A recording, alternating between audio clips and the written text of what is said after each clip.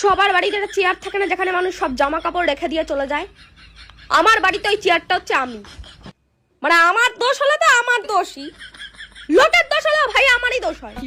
ছোটবেলায় মা আমাকে বলতো যে এর সাথে খেলবি না, ওর সাথে যাবি না, ওদের দোষ হলে তোরও দোষ হয়ে যাবে, ওরা তোকে দোষ দিয়ে দেবে, তুই বলো তোকে দোষ দিয়ে দেবে। মা নিজেই আমাকে দোষ দেয়। মানে কিছু ভাঙলে তো আমার দোষ আলাদাই। মা যদি কিছু ভাঙে তখনও আমার দোষ। তখন আমাকে এসে বলবে তোকে এখানে এটা কে রাখতে বলেছে, এটা এখানে আমি রাখতে তোকে বলেছি, তুই রেখেছিস, তাই জন্য আমার হাত লেগে পড়ে গেছে। আমি রেখেছি বলে তোমার হাত লেগে পড়ে যায় কি করে? টিভি রিমোট টিভির কাচের টেবিলের ওপরেই থাকবে, এটাই তো। আমি রেখেছি বলে ওটা হাত লেগে পড়ে ভেঙে গেল। বাড়িতে কোনো প্রবলেম হোক, বাড়িতে কিছু ভাঙুক, বাড়িতে কিছু খুঁজে না পাওয়া যাক, মানে সবকিছুতে আমারই দোষ হয়। মানে কিছু খুঁজে না পাওয়া গেলে মানে লোকে খোঁজারও চেষ্টা করে না, আমাকে এসে ধরে। তুই রাখাছিস করে আমার মা, তুই রাখাছিস, তুই ছাড়া এরা এই ঘরে কেউ থাকে না।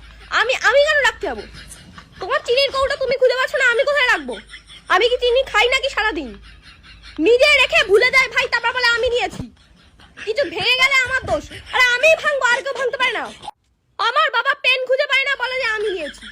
আরে আমি তোমার পেন কেন নিতে যাবো রে ভাই?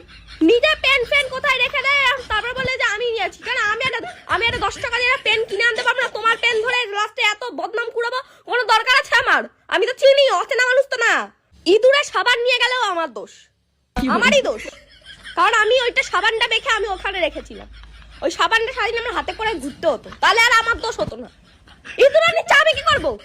আমার মা বলবে একটা সাবানের দাম জানিস কত? তুই এখন জানিস সাবানের দাম? আরে ভাই ইঁদুরটাকে কে বলো সাবানের দাম? আমি কি করবো? ও যদি ইঁদুর যদি সাবান নিয়ে চলে যায় আমার কি?